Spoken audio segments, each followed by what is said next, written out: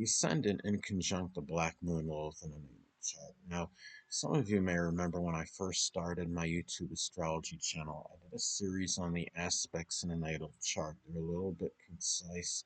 Some people may have referred to them as snappy, so what I decided to do was make another series on them in which the videos would be a little bit longer and more descriptive. So anyway, first thing up is if you have the Ascendant in conjunct the Black Moon Lilith in a natal chart, one way it may manifest is that an adjustment, which is the inconjunct, may be needed between matters pertaining to new beginnings, which is the Ascendant, and what you have a passion and desire for, which is the Black Moon Lilith. Now, one or the other may be overemphasized. The key is to find a balance and equilibrium between the two. So it could be at times where there may be matters pertaining to new beginnings, may dominate and, monopolize your time and energy to the expense and exclusion of what you have the strong passion and desire for, which is the Black Moon Lilith, or it could be the other way around. Those things that you have the strong passion and desire for may dominate and monopolize your time and energy to the expense and exclusion of new projects and endeavors. So again, it's really about finding, the balance, the harmony, the equilibrium with the energy, because when you have inconjuncts in astrology, it could often be about a lot of, distortion, vacillation, and fluctuation of um, of energy. So if you have, let's say, the ascendant, as in Taurus as an example, new beginnings may be done, in a plotting,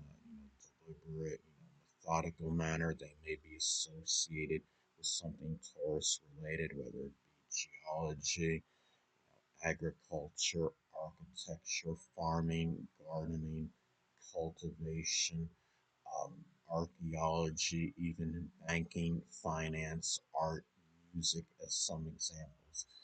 And the thing about this is there also may be an imbalance, which is the inconjunct, associated with people prominent in the early childhood and a grandparent, which is the ascendant, and those that play a provocative role in their life, which is the Black Moon Lilith. You may be dominated by one or the other.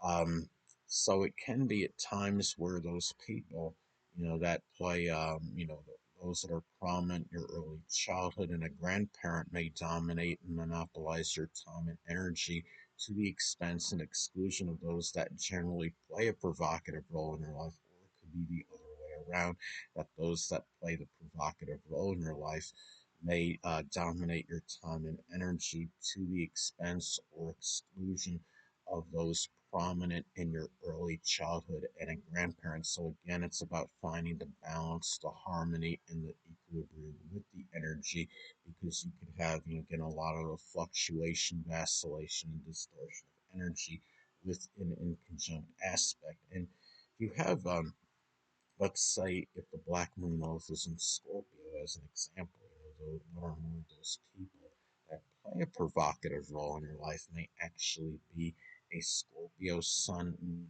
or ascendant person, or simply embody the characteristics of the sign. It could be those that are resourceful, resilient, empowering, transforming, secretive, mysterious, probing, incisive, but at the same time can be manipulative, jealous, and vengeful as well.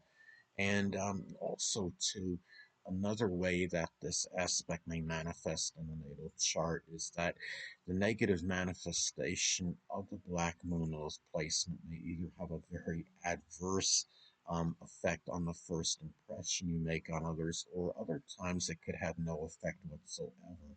So, the thing about this is, let's say if the ascendant is in Virgo, as an example, the first impression you may attempt to make on others may be one that is, rather scrupulous, punctual, reliable, systematic, orderly, methodical, organized, being very proper, but cerebral, intellectual.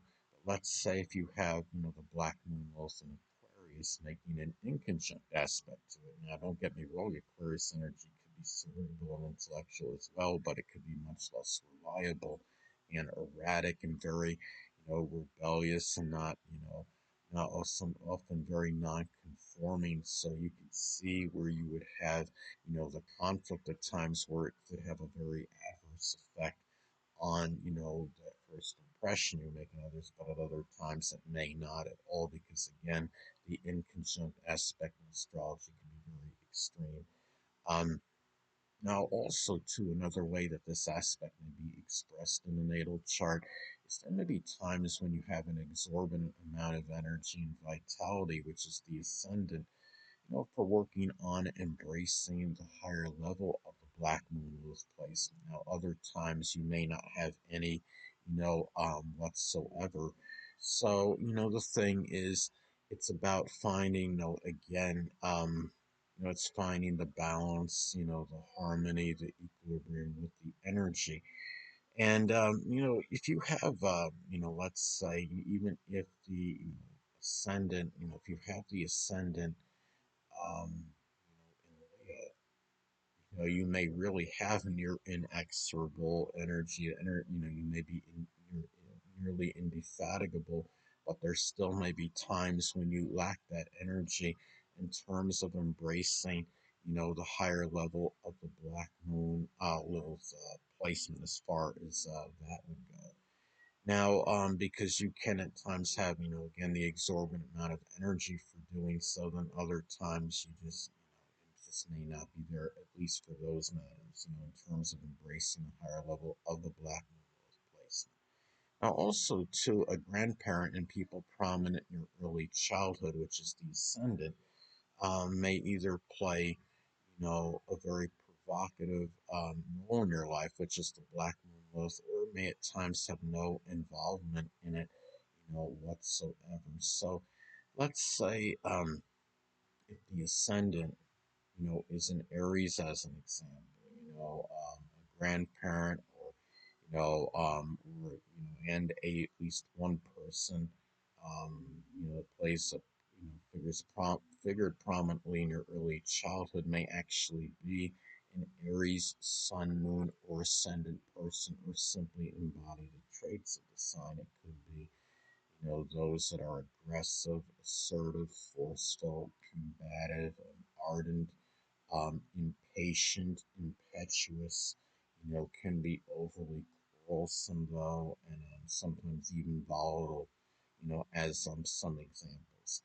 And also, too, the ascendant in conjunct the black moon Lilith in a natal chart can also indicate having either too much or too little drive and motivation in terms of working on the void in one's life, which is the black moon Lilith. So there may be times when you have an exorbitant amount of drive and motivation in working on that void, and other times your energy just may be zapped, or you just don't really expend that energy in doing so. So, if the black moon, we'll say, is in Leo as an example, that void in one's life may be tied in, maybe not, getting, the accolades, the attention, the recognition, the notoriety for things that they do.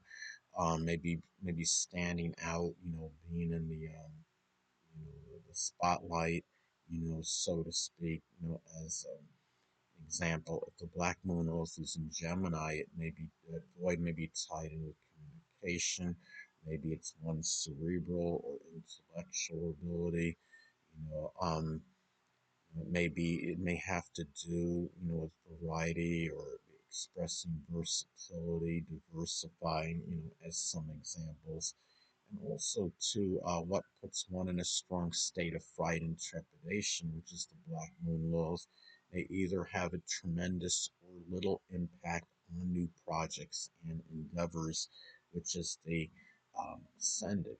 Now, let's say, if the black moon Lilith is in Scorpio, what may put one in a strong state of fright or trepidation may simply be, making a major change or transformation in one's life. If the black moon Lilith is in Sagittarius, as another example, what may put one in a strong state of fright or trepidation may have to do, It may be about expanding horizons or higher education, going outside, the box, so to speak. It could be foreign travel or matters pertaining to publishing or advertising, as some examples. Um, anyway, people, that'll conclude this YouTube astrological segment. Until next time, everyone, saying stay.